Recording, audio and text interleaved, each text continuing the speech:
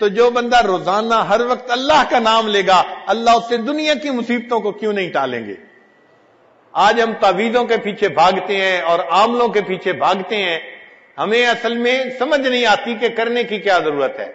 ہم اپنی زندگی شریعت کے مطابق بنائیں اور جو اذکار ہیں ان کو کریں، اللہ تعالی ہمیں پریشانیوں سے بچائیں گے۔ مغیر الاحوال اللہ رب العزت ہیں، وہ پھر حالات کو ٹھیک کر دیتے ہیں۔ تو جو شخص کثرت سے ذکر کرتا ہے پھر اللہ رب العزت دنیا کی پریشانیوں سے بھی اس کو محفوظ فرما لیتے ہیں اور اس کو دل کا سکون بھی عطا فرما دیتے ہیں۔ اس لیے فرمایا الا بذکر اللہ تطمئن القلوب، جان لو اللہ کی یاد کے ساتھ دلوں کا اطمینان وابستہ ہے۔ اور یہ بات بھی ذہن میں رکھیے کہ شریعت کے جتنے اعمال ہیں نا، ان تمام اعمال کی روح رواں وہ اللہ کی یاد ہے۔ اب دیکھیے اعمال میں سب سے افضل عمل نماز ہے۔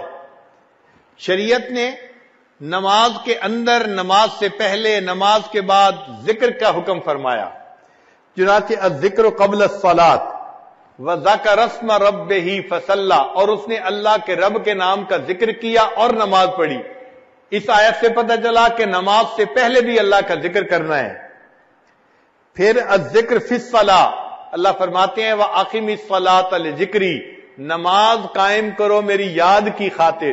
تو نماز میں بھی اللہ کا ذکر ہے، اور جب نماز پڑھ لیں تو الذکر بعد الصلاۃ، نماز کے بعد بھی اللہ کا ذکر۔ چنانچہ اللہ تعالیٰ ارشاد فرماتے ہیں فَإِذَا قَضَيْتُمُ الصَّلَاةَ فَاذْكُرُوا اللَّهَ قِيَامًا وَقُعُودًا وَعَلَىٰ جُنُوبِكُمْ، تو نماز سے پہلے بھی اللہ کا ذکر، نماز کے اندر بھی اللہ کا ذکر، اور نماز کے بعد بھی اللہ کا ذکر۔ اب نماز میں نماز جمعہ کی اور اہمیت زیادہ ہے۔ اللہ تعالیٰ نے نماز جمعہ سے پہلے بھی ذکر کا حکم فرمایا، نماز جمعہ کے بعد بھی فرمایا یا ایھا الذین آمنوا اذا نودی للصلاۃ من یوم الجمعۃ فاسعوا الی ذکر اللہ وذروا البیع ذالکم خیر لکم ان کنتم تعلمون۔ پھر جب نماز جمعہ ادا کر لی تو الذکر بعد الجمعہ فرمایا فاذا قضیت الصلاۃ فانتشروا فی الارض وابتغوا من فضل اللہ واذکروا اللہ کثیرا لعلکم تفلحون، یعنی جمعہ سے پہلے بھی ذکر کا حکم اور جمعہ کے بعد بھی ذکر کا حکم۔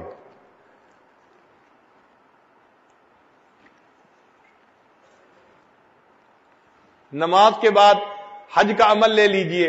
اب حج کا عمل کتنا محتم بشان عمل ہے کہ جو بندہ حج مبرور کر کے آتا ہے وہ گناہوں سے اس طرح پاک ہوتا ہے جیسے اس دن پاک تھا جب اس کی والدہ نے اس کو جنم دیا تھا، یعنی جب پیدا ہوا تھا جیسے اس دن گناہوں سے پاک تھا، یہ حج کرنے سے اس طرح گناہوں سے پاک ہو جاتا ہے۔ الذکر فی الحج، ذرا غور کیجئے، اللہ تعالیٰ فرماتے ہیں وَاذْكُرُوا اللَّهَ فِي أَيَّامٍ مَّعْدُودَاتٍ، یہ ایام معدود ایام حج ہیں۔ اللہ فرماتے ہیں وَاذْكُرُوا اللَّهَ، تم ذکر کرو ان گنتی کے دنوں میں۔ ایک جگہ فرمایا وَأَذِّن فِي النَّاسِ بِالْحَجِّ يَأْتُوكَ رِجَالًا وَعَلَىٰ كُلِّ ضَامِرٍ يَأْتِينَ مِنْ كُلِّ فَجٍّ عَمِيقٍ لِيَشْهَدُوا مَنَافِعَ لَهُمْ وَيَذْكُرُوا اسْمَ اللَّهِ فِي أَيَّامٍ مَّعْلُومَاتٍ عَلَىٰ مَا رَزَقَهُم مِّن بَهِيمَةِ الْأَنْعَامِ۔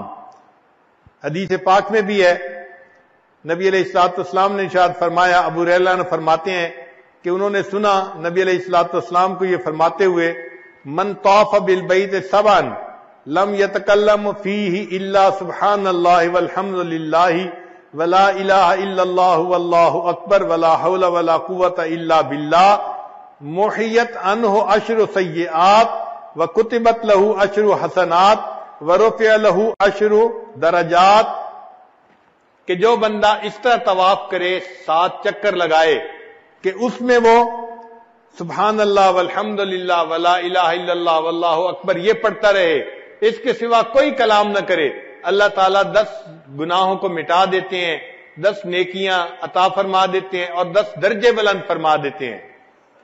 اس کا مطلب یہ ہوا کہ طواف کے اندر بھی اللہ کا ذکر مقصود ہے کہ انسان اللہ کا ذکر کثرت کے ساتھ کرے۔